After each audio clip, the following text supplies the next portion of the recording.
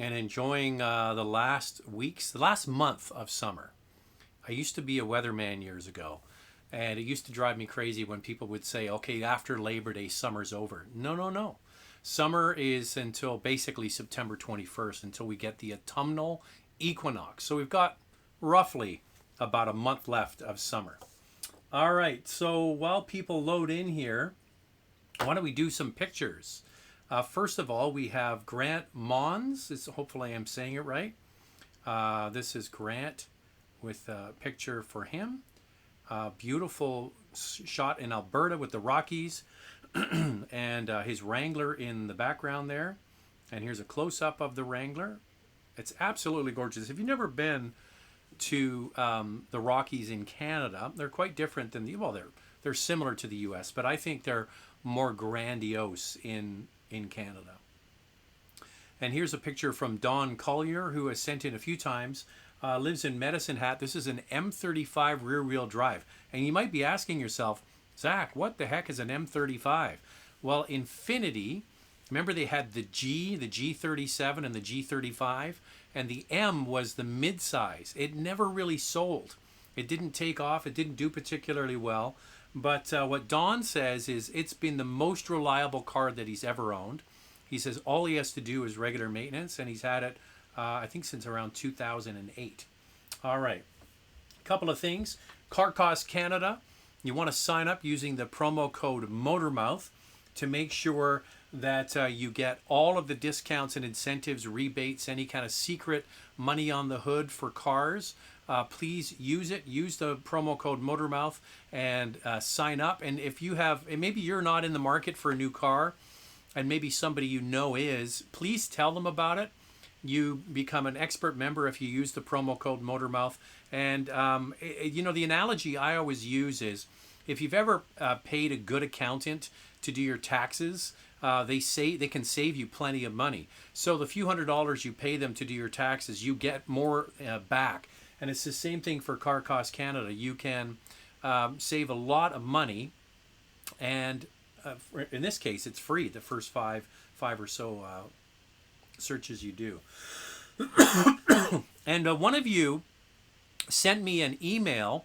I think it was Danielle from Quebec, asking about the Mark 8 Golf, and he was hearing from his dealer that the Mark 8 Golf might not be coming to Canada. Now, I did a video in Portugal in December, and basically I had a chance to drive the all-new Mark 8 Golf, which is for sale in Europe right now. And I got a chance to drive it because at that point, Volkswagen had committed in Canada to bring the Mark 8 Golf here.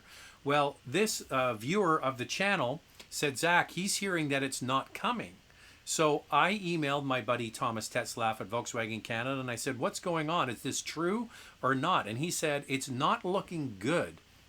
Yes, we will get GTI. Yes, we will get Golf R, but the regular Golf, because the US isn't taking it, might not happen. And he said it's not looking good. So right now, there you go. That's what we know about Golf. And don't be shy. If you want to get a super chat going, you're more than welcome to do that. Click on the $ at the bottom of the chat and get it through. All right, Barrick is saying, looking at getting a new Lexus LC500 as a weekend car. Local dealer is giving $30,000 cash on the hood for a 2020, so it would be $65,000. Do you think it's a reasonable price, and will it retain its value? Well, if you're getting 30% off a brand new car, that is an amazing discount, okay?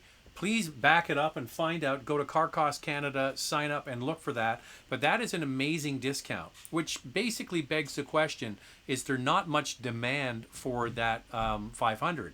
Well, you've got a lot of insurance there that even if the car depreciates, you're buying it at a good price. Now, you can always go back and ask for even more, or you can ask for a separate set of tires if you want to drive it in the winter, anything like that. But that is a massive discount. But please have a look and double check. There might be some extra cash on the hood, but that is a killer discount on a car like that.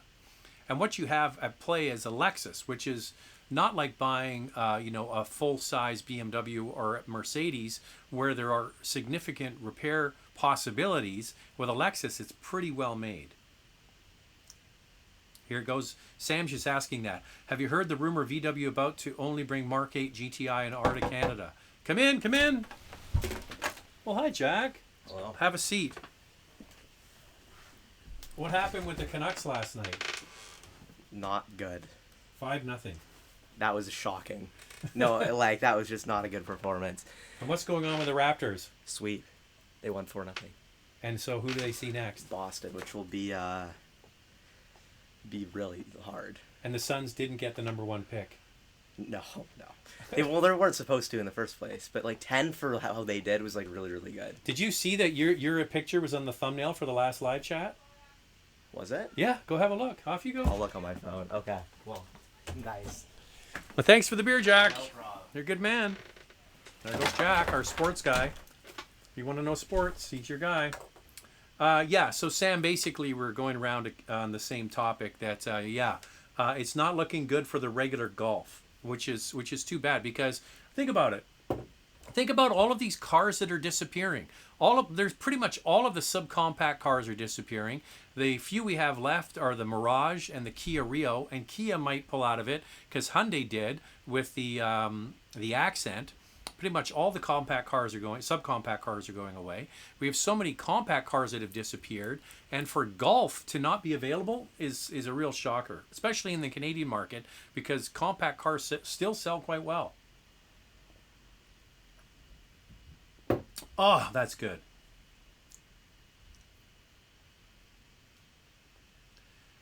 Hey, Zach, what are your thoughts on the Bronco Sport? How's Ford's reliability these days?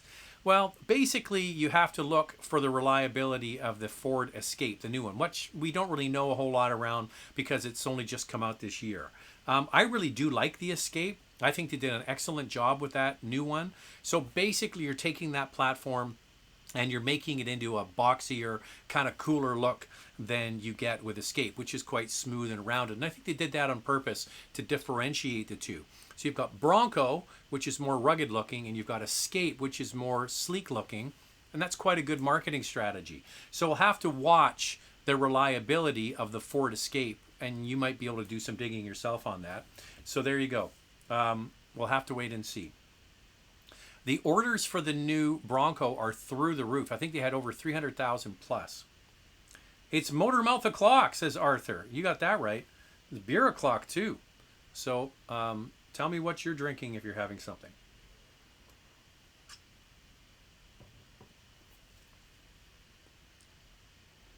Do you prefer a 1973 Lada or 73 Trabant? They both go from 0 to 60 miles an hour in about 5 minutes. I used to say 0 to 60 in an afternoon. I mean, these are two cars that you just don't see here, so it's hard for me to say anything other than, kind of collectible, I would suggest, but not a big following, especially in North America. Cadillac status. Did you use the launch control for the CTS5V hidden feature? I didn't because it's hidden. I didn't see it. We were busy shooting it. So I got to tell you, though, the CT5V really impressed me. That car in Canada starts at $49,000. It's 51 with all-wheel drive. Comes with 360 horsepower and 405 pound-feet of torque, 10-speed automatic, magnetic ride control, e-diff, Brembo brakes, performance tires, 19-inch wheels. I mean, it's packed in with a lot of goodies. Now, the packaging can get it expensive in a hurry, but if you wanted a sort of a no-nonsense performance sort of style car, it's a hell of a good deal. I think they did a great job with it. I like the way it looks. So that's really subjective, though. Some people are disagreeing, but I think it looked fantastic with the metallic gray and the black. It looked really good. Raj is saying, hope you had a good weekend. Live chats are the best. Yeah, it's good. Jack, by the way, who is here, we'll have to see what's going on Thursday. He's getting his wisdom teeth out. So, yeah, it's at 10 in the morning. So we'll see how it goes. But yeah, he's getting his wisdom teeth out. And Jack got his learner's license. Took forever, but he got it. Most of us can't get a car for a week like you do, and are stuck doing the 20-minute test drive with the salesperson. Any tips on getting a longer test drive? Do a lot of long drives. Thanks. I find with premium brands, you can get the car for much longer. In fact, some premium brands will even let you have the car overnight, which is fantastic. My advice to you is be honest with the salespeople and be honest with the dealer. And if you're not getting anywhere with one dealer where you want to get a longer test drive, go to another dealer. If it's a Honda or a Toyota or a Kia or whatever it is, there are plenty of dealerships out there. Go in there and say to them, I do a lot of driving. I want to test drive this car in the kind of conditions that I use it. And I really want to go out for like an hour or so to make sure it's comfortable. Because if I can't, then I'm not going to buy the car. So I would just be upfront and don't accept the 20-minute test drive. I wouldn't. I would say to them, I really need to test this car in the situation that I drive. And that's my number one piece of advice. Drive the car in the conditions that you use it. If you're in stop and go traffic a lot, that's how you should drive the car. Is it comfortable? Are the seats comfortable? Are the ergonomics good? Does the radio and all that easy to function? If you drive on the highway with not much traffic, that's how you should drive it. If you drive in a rural situation, even on gravel roads, that's how you should drive it. So my best piece of advice is just be upfront with the dealer. Tell them what you're looking for. And if they don't give you a proper answer, go find another dealer. Richard's saying, any word on the ID3 coming to Canada? Do you know where the public can voice our opinion? Well, you could probably just, call the customer service number at Volkswagen Canada and let's say you want to leave a message. I can certainly let them know. You've got to remember, though, that a lot of these decisions are well above the pay grade of the Canadian Volkswagen management, right? So they're made in Germany. They're made in Wolfsburg. They're made mostly in the United States. You got to remember that Canada is a small market. So the United States, if they put their hand up and said, we want to get the ID3 first, they would have gotten it first. But what's happened with small cars? They're getting rid of the Golf in the United States, and maybe we're getting rid of the Golf in Canada other than the GTI and R. So the appetite for a compact hatchback electric car isn't what people want. The Americans and the Canadians, and even in Wolfsburg in Germany, they know that North Americans, it's all about utilities. We love utilities. Whatever is a utility sells. So what's the electric vehicle they're going to bring first for North America? It's going to be the ID4 or the Cross or a crossover vehicle. Now, we've seen it, the shape of it with camouflage on it, but between now, well, it's forecast anyway, between now and the end of the year, they're going to reveal the actual production version of it, which is going to be made in the United States, in Chattanooga, Tennessee, and that's what people buy. So as much as you might want a small little hatchback electric car, there are plenty of those out there. There's the Leaf, there's the Bolt, there's the Kona, there's the the Nero, and so on, right? So that market is kind of jammed. A small utility or a compact utility that's fully electric is where Volkswagen's going. The Queen's Half Corgi, please ask better questions and provide Zach with more details. No, I'm considering between A and B. Which one should I get? Which one has less wind noise? A, B, for example. So the Queen's Half Corgi, I appreciate that. I really need more information, like where do you drive the car? How much do you want to spend? What do you use it for? Do you have kids? Do you have a dog? Like, those are the sorts of things. If you're asking for my advice here live, then more information is better.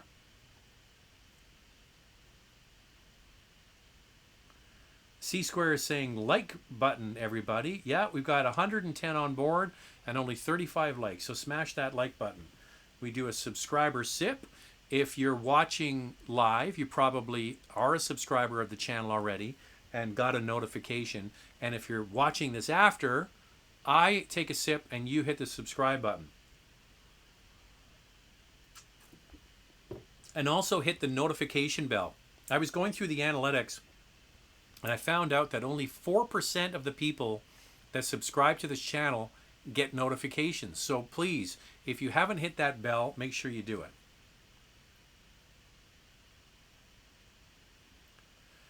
Is it just me, or does the Toyota Corolla in blue sport trim look amazing? I love the headlights. It's interesting you say that, because I was picking up, what were we picking up? Actually, we're going on Wednesday to pick up the Toyota RAV4 Prime. A lot of people have been asking about this. So this is the plug-in hybrid RAV4. We get it only for 6 hours. Andrew's going to help me shoot it. We get it only for 6 hours, and then we have an embargo until Saturday morning to get the video out. So there will be a RAV4 Prime video on Saturday morning. When you wake up, it'll be there. When I was at Toyota last, they had the blue Corolla hatchback there. And I'm with you. It's kind of like the Miami blue that Porsche uses, and it looked really, really good. And I think that the Corolla hatch is a nice looking car. And when you get the higher end trims, you get those really cool looking LED lights. I think it does look good. Kevin said, just came back from a vacation in Kelowna. Why do you think people in BC don't follow speed limits? Well, I actually like the fact that people don't follow speed limits in and out of Kelowna, because we have in British Columbia a main highway that goes between Vancouver, Kamloops, and Vancouver and Kelowna that is 120 kilometers an hour. So the fastest speed limit we have in Canada. And then it's routine for people to do 20, 30 kilometers an hour over. So it's not uncommon to be doing 140, 150 on that highway. And you can make some good time. And it's a big, wide, open highway, especially at the connector. I'm never going to discourage that myself. So we have a super chat here. Have a Radenberger. Have one on me. Cheers. Thank you very much. That's good. I will do the subscriber sip. I don't have any Radenberger. I'll have to look for that.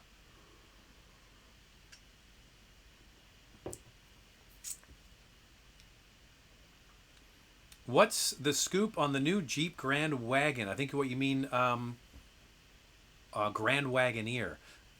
So Christian Mounier used to be the president of Nissan Canada. He left Nissan Canada and went to Nissan in the United States. Then he became the head of sales, I believe it was, for Infiniti Worldwide. Then he became the head of Infiniti Worldwide. And then he left Nissan Renault and went to become the head of Jeep. Big job. So he replaces Michael Manley, who's now the CEO. When Marchionni died, Manley took over, and now Christian Mounier is the guy that's the head of Jeep. And I'm a friend of his on Facebook, and he's always putting these teaser videos and things of the Wagoneer.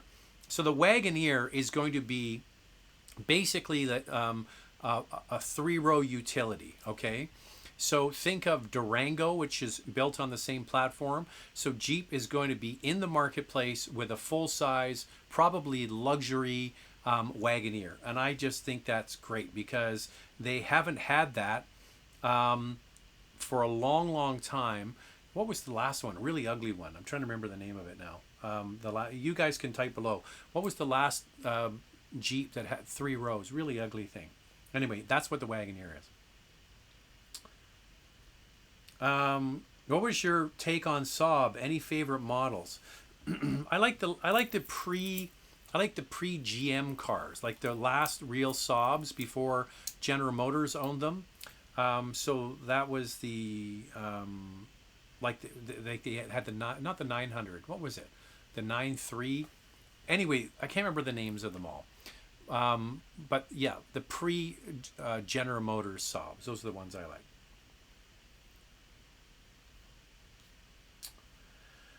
Okay.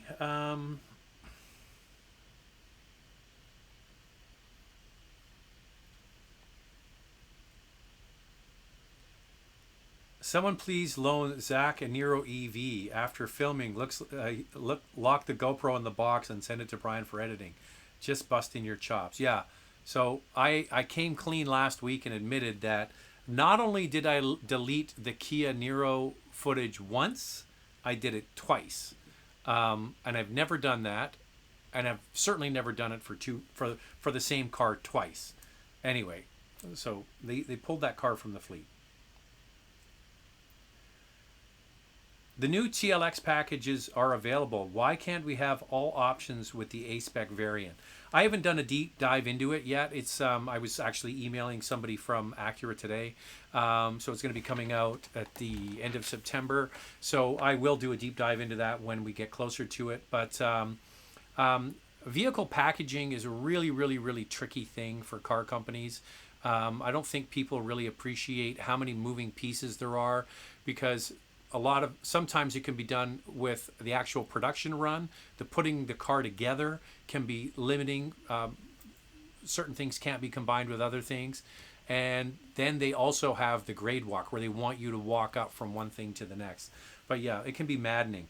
The one thing that I will say is that grades can change from year to year, and that's the only good thing, is that maybe if it's not in there initially, some things can change. For example, with the RDX, the adaptive suspension is not in the A-Spec. So the A-Spec is just an image package, and I think that's going to be the case with this. If you really want to get the adaptive suspension, you had to get the non-A-Spec model and then get the top, I think it was called premium version, in order to get that adaptive suspension. So as I said, I haven't dug deep into the TLX yet, but there you go. Can you please explain run flat tires, no spare in GLB? Okay, Bruce, so run flat tires are meant to be able to drive with no air for a short period of time. So that typically is, 50 to 80 kilometers with speeds that are much lower than you would typically drive on if obviously the tire had air. So what they do is they make the sidewall of the tire much stiffer, the casing on the sidewall of the tire. So when the tire deflates, there's still a little edge that you can drive on. Okay, when you get a flat tire with a regular tire, when the tire deflates, it kind of just goes flat. So that thick sidewall, that casing, that sturdy casing on the side, can be driven on for a short period of time at lower speeds. We were speaking of the Coquihalla, going up to Kelowna, we did that last year with friends of ours, and they have a BMW X3, and one of their rear tires let loose, and it was a run flat, but it let loose. I think they drove it at higher speeds, and then the whole thing just disintegrated, and then you can't drive on it at all. So they had to have it towed and all that kind of stuff. So I prefer to not have run flats. I certainly prefer to have a spare tire. And if you can't have a spare tire, I certainly prefer to have like at least a mini hard donut tire, those little skinny ones. And some people do make the switch and keep a spare in the trunk.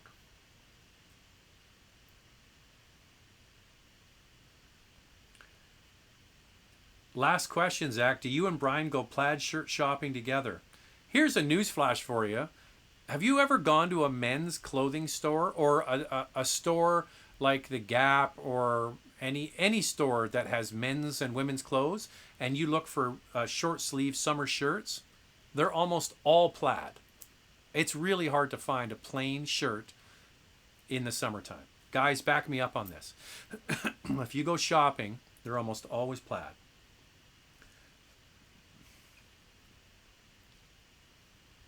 V8s are dying, and dying fast. Do you think it will make a comeback in the future if they're going to extinct for good?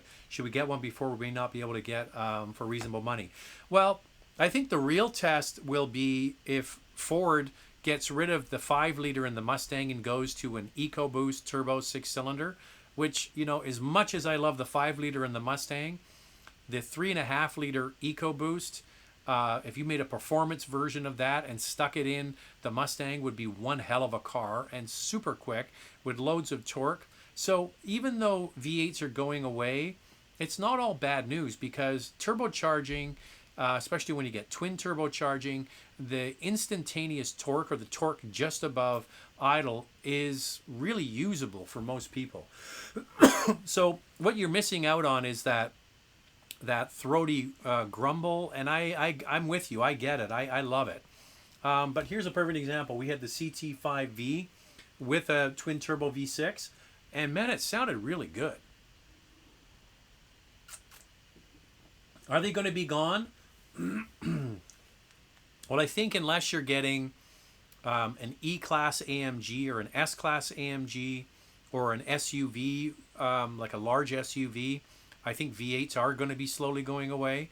So yeah, we've heard that the C class AMG is going to be a 6-cylinder. BMW went that way. So it'll be interesting to watch the Americans. So if you're really concerned about it, then buy one, get one.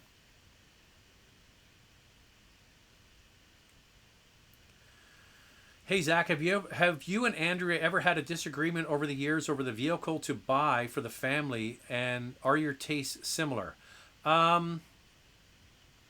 We have kind of been on the same page. We went through luxury sedan stage when we first got married and when we first had kids. We had BMWs. We had a 5 Series wagon, which I loved and Andrea didn't love, but I drove it most of the time. And she had a 7 Series BMW that I bought from my uncle, and was a good deal and was a beautiful car. It was in mint shape. Then we got rid of that car and bought another 7 Series. And I absolutely loved that car, but it wasn't reliable. It kept on breaking down. So she finally said, I got to have an SUV. And we had 2 little kids in a stroller, in car seats, and I relented.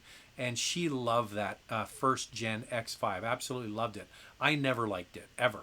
I didn't like that car at all. I mean, it drove like an Apple cart. You would like bounce over, and she thought that was great. You know, this big steering wheel and the suspension was terrible. It loved gasoline.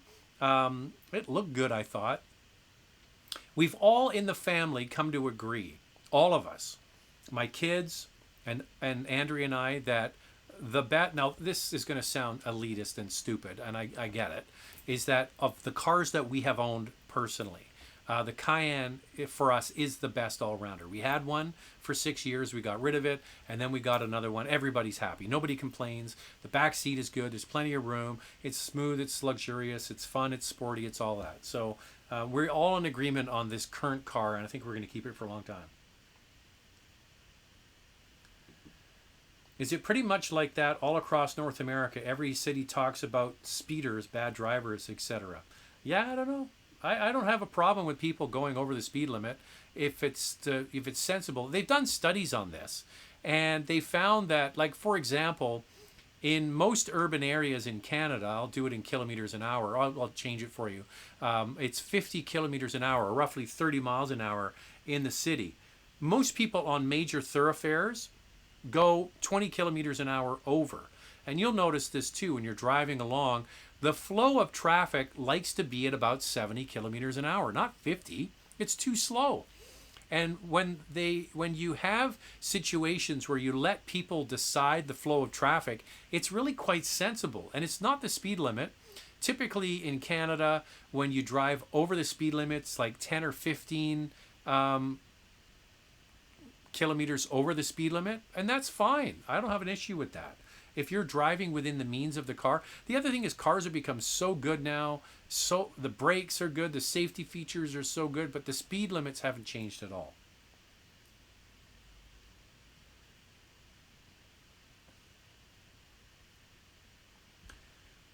19 Nero versus 19 Ioniq. Which would you pick? Any issues with Korean hybrid or DCT transmission? Well, these are things you would look up on a web forum. There's specific issues around those features in the car. The one thing I will say about the Nero is I think the shape of the car is better for passengers, especially in the back seat. The one thing about the Ioniq, it kind of has a bit of a Prius vibe, is the roof line in the back is a bit limiting for taller drivers. So they're great. And then the other one that's really good is the Kia Soul, just a box really, which has loads of interior space in a great car. James is here. CX-30 with a 2.5 liter turbo looks like a perfect package. Might be tempting. There you go. Raj is saying, I saw an article on BNN today that there are 3-year-old Tesla a 3-year-old Tesla only depreciates 10% total in 3 years. That's very high resale value. Yeah. But here's the issue I have with the Model 3. So you had the Model S. That's the one everybody bought if you wanted a Tesla. Then they brought out the Model X. Never really resonated. It was very expensive. It still is very expensive. So it's kind of like ultra premium Tesla. The Model S was the one that everybody had. Then they brought out the Model 3. And sales of the Model S and the Model X have shriveled up to a real trickle. Like, not very many of those large sedans and the full-size utility are selling very well. So my contention is, what's everybody buying? They're not buying sedans. They're not buying small cars. They're buying utility vehicles. So what do we have now in the marketplace? We have the Model Y. So the reason why the resale value of the Model 3 is high is because there wasn't any real option other than a Model 3 if you wanted to buy a Tesla that wasn't hugely expensive. Now you've got the Model Y. Sure, it's more expensive, but it's more vehicle. It's bigger. It's what people actually want. And so what I contend is there's going to be a whole lot of people that got a Model 3, but really it was a placeholder car for what people really want, which is the Model Y. So we're going to have to wait and see if that depreciation curve holds. I don't think it will. I think what's going to happen is as the Model Y becomes more readily available, people aren't going to be looking for Model 3s. They're going to be wanting a Model Y.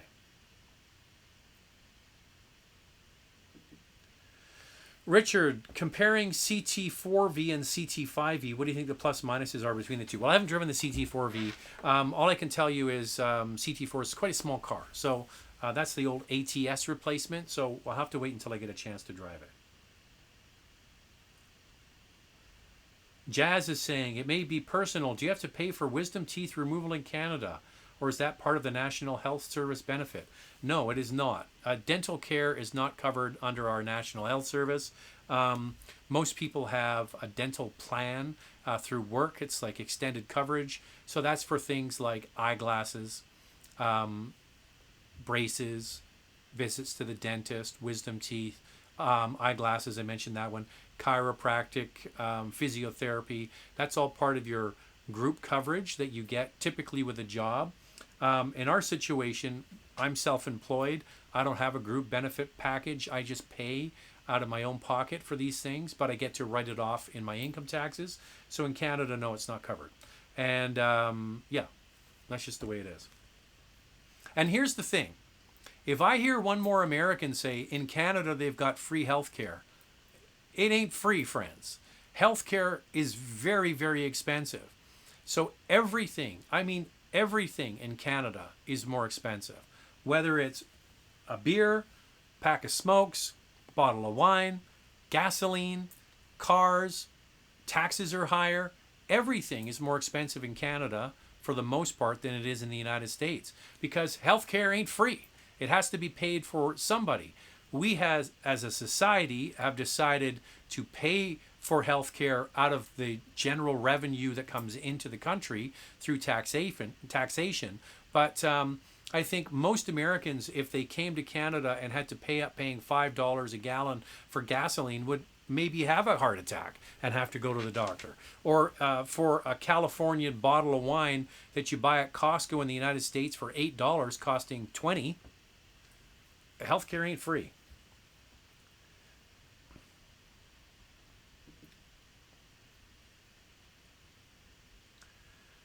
Which is easier to access two kids' car seats? Palisade, Telluride, or Highlander? Asking for a friend. Well, the Palisade and the Telluride are based on the same platform, so the dimensions are the same. This is so tell your friend, this is a perfect exercise. I did this when we had car seats and strollers. You need to actually take the car seats with you to the dealer, put them in the back seat or the third row seats, take your stroller, put it in the back, take it out, and actually see which is better. Now, most second row seats, you can put the car seat in and you can slide it forward and still have access to the third row, and then you slide it back. They're all going to be very good. It's an exercise in trial and error. So I would say that they're all going to be pretty good. The Palisade and the Telluride will be almost identical because they're basically the same vehicle underneath. Hey, Zach, thinking about getting a premium 3-row crossover used, cost $20,000 or less. Any recommendations? Thinking about an MDX. That was going to be my suggestion, is an Acura MDX. There's loads of them out there. If you can find one of the older ones that maybe came with the 6-speed automatic, might be worth looking at. So yeah, an older MDX, and if you can find the 6-speed automatic version, that might be the one to get. But yeah, plenty of MDXs out there. The good thing is they sell a lot of them new. That means there's a lot used. But with anything, so you're basically buying a used premium car for under $20,000. You have to get it inspected by a mechanic that knows the car. So if it's for sale at Bob's Acura, you call them up and say, I'm interested in this car. I want to do what's called a pre-purchase inspection, or a PPI. And you say to them, please send it over to Larry's Acura. Now, Larry's Acura will do the pre-purchase inspection. You pay for it. It's going to be $150 to $250, somewhere in there. And you're the only one that reads the report. So you'll know, hey, well, the batteries needs replacing, the muffler is a bit rusty, the brakes only have 50, all of that stuff. You will see that, which gives you negotiating power. The only caveat is you have to make sure that Bob and Larry are not the same company or brothers or whatever it is. So please do a pre-purchase inspection on your car, and because what looks like a great deal can end up costing you money. And you also want to get a Carfax to find out if the vehicle's been in any major accidents, something like that. Raj is saying, I'll never buy an electric car, gas or diesel engines for life. I'm a huge fan of diesel in utility vehicles. I told the story last week where we drove Vancouver Island and back, and in our Porsche Cayenne with 4 of us on board and all of our luggage, doing a healthy speed. We averaged around 8 liters per 100 kilometers. And if I'd driven it longer, it would have gone down from there. What's the most forgotten about vehicle on the market in your opinion? My guess would be the Acura RLX. Absolutely. And actually a really good used car. Now, someone's got to buy it new, and there's not many people doing that. And yeah, the RLX, the older one when it first came in with all-wheel drive, yeah, you get a lot of car for your money, and super, super cheap in the used market. Okay, so we could do more thumbs up there. We have 170 people on board right now and 76 thumbs up. So hit that, smash that, as they say. Looking at Macans, would you recommend an older, well-equipped S, 15 or 16, or a newer base trim? The more powerful engine is appealing, but which is more reliable? I would probably go to a Porsche web forum and have a look and find out what people have to say about the older S engine, which is a, what's the size again? 3.6 liter, which is a Porsche developed engine. The new one is an Audi derived engine, and it's the same engine they use in the base Cayenne, which is fantastic. So that I'm not sure on the idiosyncrasies of that specific engine, what the reliability is. I can tell you that the resale value for these cars is really quite strong, but I would do a little bit more research into it. I'm always a proponent of, if you can afford the one with the better, more powerful engine, that's always the way to go. You don't want to buy a car and just wish that you had more power and so on. The new Macan S with that 3-liter turbo is fantastic. It's got more power than the base Cayenne and really is a wonderful, wonderful engine. So unfortunately, I don't have any hard data for you. So go to Rennlist, RENNLIST, Rennlist, and go to the web forums, and you can read all the information on there. If you're looking into a Porsche of any kind, Rennlist is your friend, RENNLIST, and you'll be able to find specific forum for Macan, and you'll get good information on there.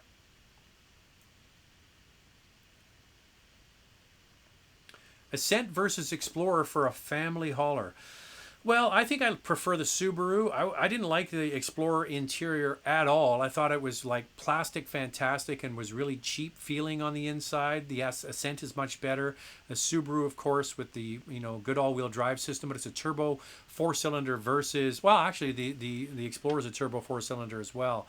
My number one with this class of vehicle right now, is the Kia sisters, the Telluride and the Palisade. In my opinion, I don't think anything can touch them when it comes to design, interior features, space. I think they just knocked it out of the park, and we're seeing the sales numbers for Telluride and Palisade absolutely shoot up. So there you go. Jack is saying, have plenty of ice packs for the first 48 hours. Don't scrimp on pain meds. I'm a retired dentist. Seems like a nice young man. Well, thanks, John. But here's an interesting story. I was shooting, I'm trying to remember what car it was. I was shooting in a very nice part of Vancouver. And you've probably seen with the videos that I do. I shoot in sort of pretty fancy neighborhoods. No, we don't live there, by the way. We live near there, but we don't live in where the big houses are and all that kind of stuff. So that area is called Shaughnessy. Another area is Point Grey. And I'm shooting in Point Grey, and this guy pulls up, and he's got a Cayenne Turbo S, I believe it is, an older one. And really nice guy. And I say to him, oh, who services your Cayenne? I have a guy who can service your car, because he had the older model. I said, and I said, can I, he said, oh, email me the information of the guy who services your car. So I sent it to him. I said, what do you do? He said, this beautiful house, cute little daughter with him. And he says, oh, I'm an oral surgeon. And I said, oh, you're an oral surgeon. Nice to meet you. I said, Dr. McDonald did my wisdom teeth. He goes, oh, I think he's retiring soon. He said, I don't think he's retired yet, but he is going to be retiring. I said, I kind of figured he might be getting there. Anyway, I said, well, could you do my son's wisdom teeth? So he said, sure. And so Jack is off to see Dr. Reichman this week, and he gets his wisdom teeth out. So we're all kind of, but I had mine done by Dr. McDonald years ago, and I was a disc jockey on the radio, and I took one day off, and I was back on the radio the day after, because mine were so easy. I had freezing, but it didn't put me under. I was awake, and there was like 4 Scottish interns there, and I'm not sure what they were studying for medicine. So he freezes the top and bottom, and he goes in with the pliers. And if you've ever had a tooth pulled out, like wisdom teeth or big teeth, and he gets under and he like digs under there, which is like a screwdriver kind of thing, and he gets it moving, and then he gets the pliers and he pulls it out, and you hear it because your ears are right here. You hear this disgusting noise as he pulls your butt. So I'm awake. He says, everything okay? And I'm like, yeah, I don't feel a thing. And the 4 Scottish, they were from Glasgow, they're lined up against the wall like this. So I think he was impressed that I didn't ask to be knocked out. And I was back on the air within a day or so, and I had no issues with it. So hopefully Jack will be similar. There's my wisdom tooth story. Yeah, so Dr. Reichman's our guy. All right. Oh, he's saying there were no like buttons on my Android. Somebody said minimize it, like make it smaller, and then you can hit the like button. So I'm an Android guy too, so there you go. Greatest bowl of soup. I like that. Hey, Zach, what's the difference between Nissan CVT and Honda CVT transmissions? Are they reliable enough for you to recommend? Nissan uses a joint developed transmission that was, who were the manufacturers? Chrysler, Mitsubishi, and Nissan developed the CVT. It was a co-developed transmission. And Honda, I'm not sure who makes theirs, but it's a different unit. I would suggest that this has been the biggest bugaboo for Nissan is the reliability of their CVTs. I am always of the opinion if you can buy a car without a CVT just for drivability, I always kind of lean that way. There are stories of people with Nissan CVTs that are perfectly fine and other people who have had nothing but issues with them. And you can do a quick Google search for Nissan CVTs and you will see a long list of complaints about it. Now, Honda isn't out of the woods with this either. There have been issues with those. I don't believe as much as Nissan.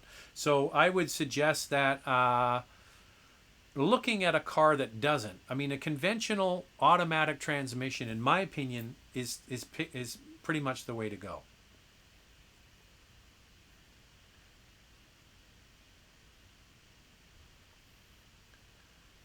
For minors, dental is typically covered under provincial health care. I don't know what province you're in, but I grew up in Ontario and I live in British Columbia, and I don't know any province where kids have dental care covered. If you have an option between a CT5V or an Audi S5 Sportback, considering they're both the same price, which one would you pick? Thank you.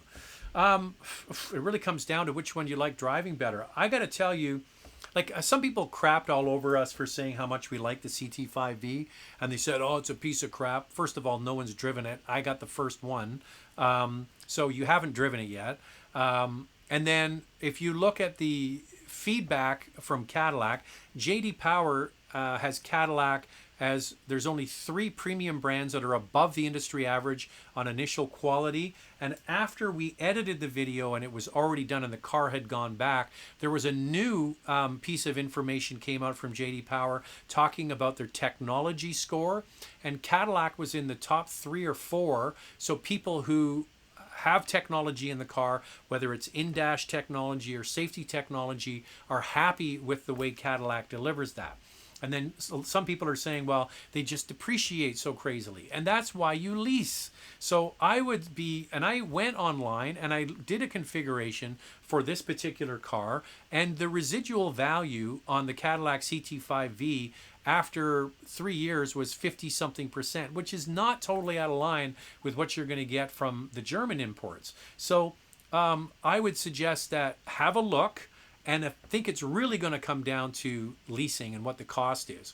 And here's the thing is, if I got a great deal on a Cadillac and I leased it for 3 years and I had it for work and whatever, I would be really happy with the car. I think it's a really nice car. I don't like the back seat of the A5 Sportback. I just think it's tiny. So there you go. I think that with the pricing of this car and how aggressive Cadillac is with discounts and incentives, they might actually move a few of these units. I hope so, because it's really a really nice car. Hi, Zach from Chicago. It's sad that manufacturers nowadays are focusing one group of buyers, which are SUV buyers. Single older people and people who can't afford expensive SUVs stuck buying them. Well, that's not entirely true. By the way, we went to Chicago for the very first time last October, and we had the best time. What a beautiful city. If you've never been to Chicago, wow, what a beautiful city. The gorgeous architecture, the river tours, the waterfront, the lakefront, just a beautiful city, great food. And we were there for sports, as you saw. Jack absolutely loved sports, and for his graduation gift, he got to pick a city that we would go to, and he chose Chicago because he's a Blackhawks fan. So we saw a Blackhawks game, and we saw a Bulls game 2 nights in a row at the United Center. And the United Center is beautiful. It's the nicest venue I've been to. So shout out to Chicago. Thought it was great. I would disagree with you that it's only SUVs. There are plenty of small cars still available.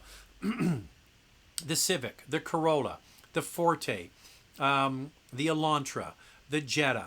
There's still lots of cars out there that are going to fulfill your needs, that are sedans, that it might not be domestic, like the domestics are bailing on all of that, but I think that those brands that continue to have a strong compact car will continue to sell because there are people out there that still like it.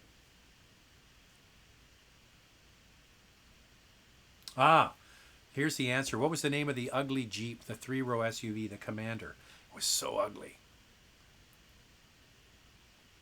Bob is asking, why does your co-pilot always wear sunglasses? I think she thinks it looks cool. That's really all it is. Just vanity. It looks good. That's why. But you never wear them.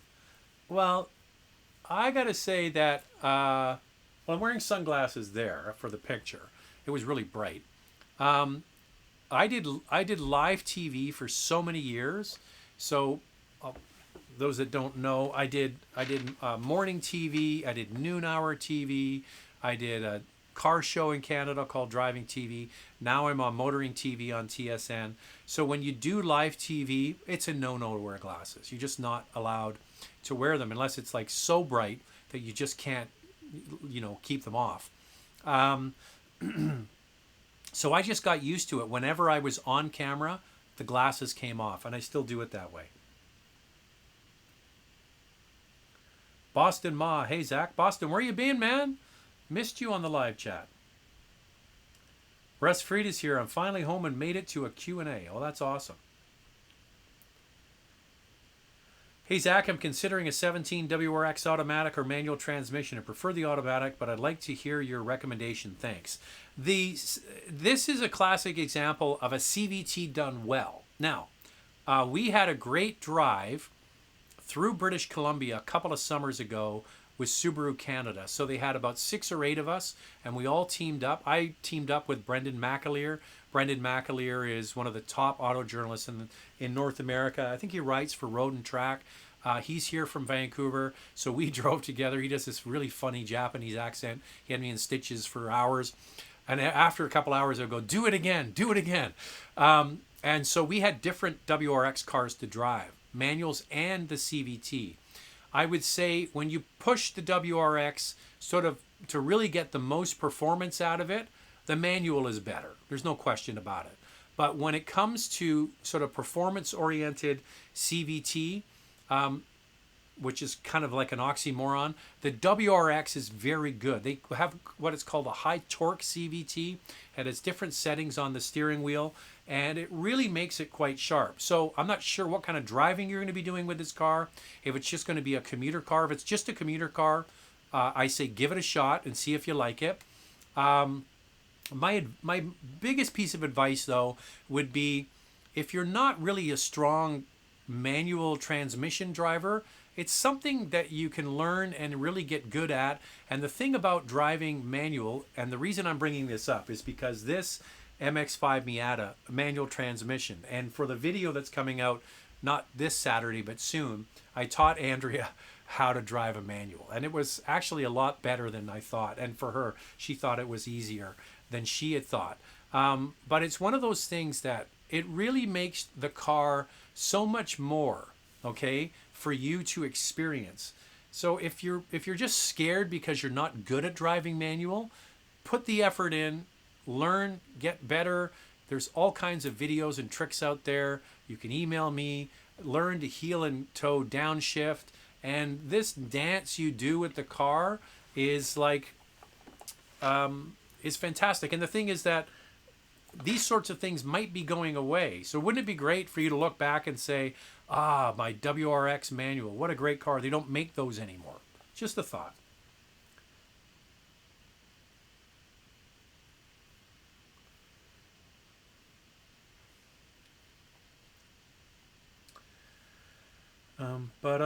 Here we go. Greatest bowl of soup again. Have you checked out the new GV80? The Koreans seem to be making some very beautiful vehicles. Yes, I have seen it. It is due to be coming soon. I was speaking to the people who run the Genesis and the not Koreans, the Genesis and the Hyundai Media Fleet, and they're still waiting for them to come. My issue with it is just the pricing ladder. Every trim that goes up, they add another $5,000. I think that the 3-row SUV version of it is really expensive. I think it's almost $80,000 in the Canadian market. So that's my issue with it. And I don't see a lot of takers at that price. What's your opinion of the previous Gen Escape? Seems like the reviews are not positive. Long-term reliability. The issue you have, Frank, is there are so many engine choices available. So Ford had, regular, normally aspirated 4-cylinder. They had the 2-liter turbo. They got rid of that. They went to a smaller 1.5-liter turbocharged engine. So they have so many different versions.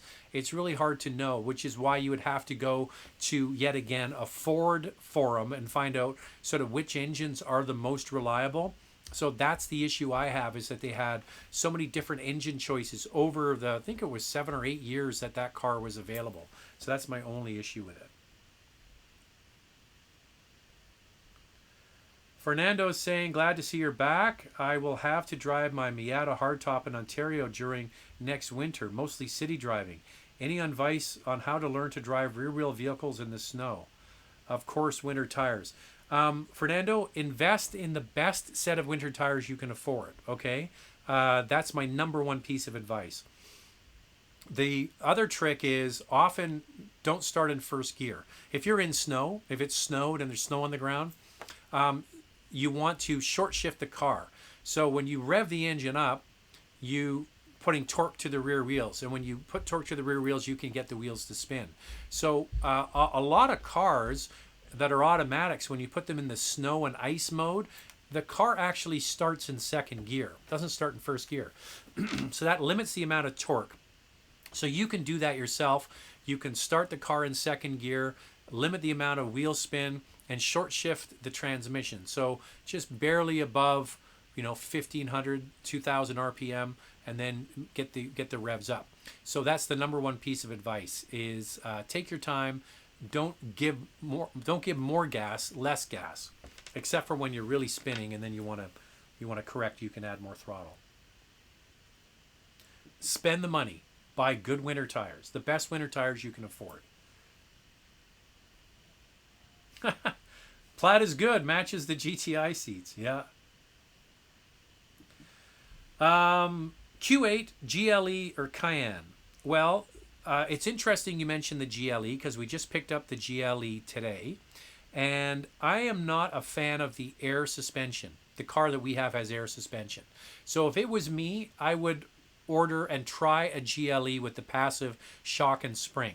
I love the design of the GLE. I think they did a fantastic job with the way it looks. And I really do like the interior, and the big MBUX screen is quite impressive. Now, some people might not like that. Like, I like it. Andrea doesn't. Cayenne and the Q8 are actually riding on a similar platform, but they're not exactly the same. So the Q8 is the Q7, so the wheelbase is exactly the same. So it's a very big utility. Excuse me. Even though it's only 2 rows and 5 passengers, the rear legroom in it is big, and the cargo space is enormous. My issue with the Q8 is it's a very expensive vehicle. Now, when you start looking at it, you can get a Cayenne for the same price. So you have to decide which one do you think is more desirable. The Q8 certainly is stylish, but the Cayenne is a Cayenne. It's just a great car.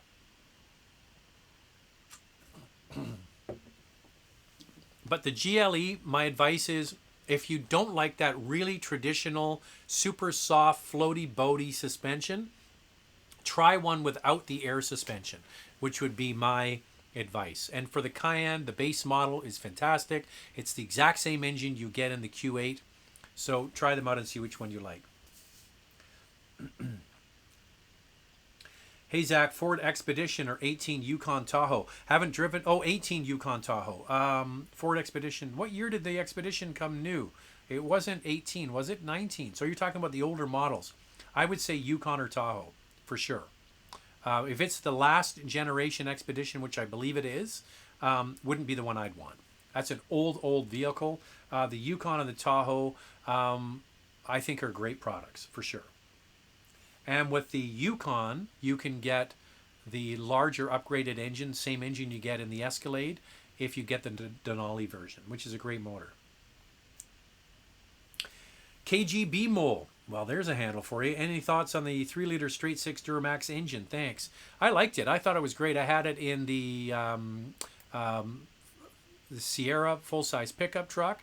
I haven't driven it in the new utility, so it's going to be available in the Yukon and the Tahoe and the full-size utilities from General Motors, and even in the Escalade. And I love a diesel in a utility vehicle. I thought it was going to be a little quieter than it was. It's fine once you get it up and running and you've got the radio going and all that. It's just totally fine. It's just in comparison to the F-150. The diesel in the F-150 is fantastic. It's just so quiet and so refined to the point where you have no idea it's a diesel.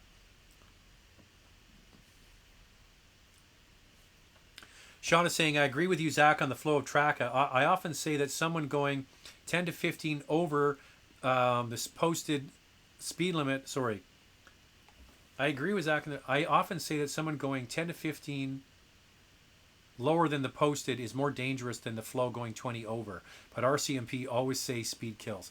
I kind of agree. I think that there's nothing worse than a pack of cars that come onto a really slow moving car. It's dangerous. Everybody's got to try and get them around them. It's really easy on the highway if there's someone going faster. Here's a news flash. Pull over to the right lane. Let them go by. You know, you go to Germany and you drive on the Autobahn, and yeah, there can be some horrific crashes there, but they have decided as a society that they're willing to put up with the risk to be able to drive faster. And I don't think our speed limits are crazy at all. Even if you go 15 or 20 over, I don't think they're that fast. Here's the thing is when you're driving faster, you're more alert. When you're driving slower, you kind of get sleepy and you're not paying attention.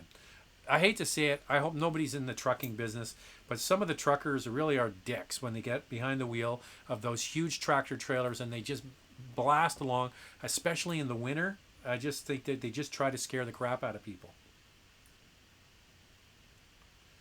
All right. Let's go to the bottom here, see if I missed anything.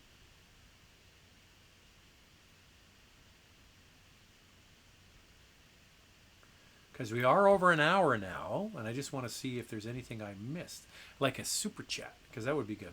Okay, before I go, Car Cost Canada, please sign up. Use the promo code MotorMouth, the name of the channel. Become an expert member. If you want to follow Andrea on Instagram, please don't be rude. That's the rule.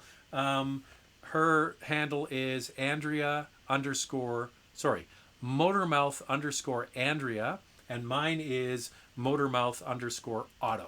And she would love it if you would follow along. She's getting quite a few followers, and everybody seems to be quite nice, and they're not being rude. So there you go. So as I mentioned, Jack's getting his wisdom teeth out on Thursday. I think we'll probably be okay to do the live chat. He's just going to be hanging out next door watching sports, I'm sure, with his ice packs and his Advil. All right?